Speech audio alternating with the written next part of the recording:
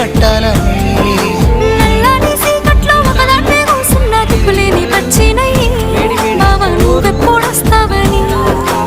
ఏలైపోతుండే పిల్ల ఎన్నెలొచ్చింది మన బతుకులా ఏలైపోతుండే పిల్ల ఏలు వట్టంగా వస్తున్నాగా ఇన్నాళ్ళ ఎడబాటు ఎడబాసిపోతుందిలే ఈ సీనయ్య గుండున్నదే సినదానా నీ కోసము ఈ దూరాన్ని చెరుపుతూ తీరాల తగిలింది అందాల ఈ మానము ఓ బాబా చూస్తున్నా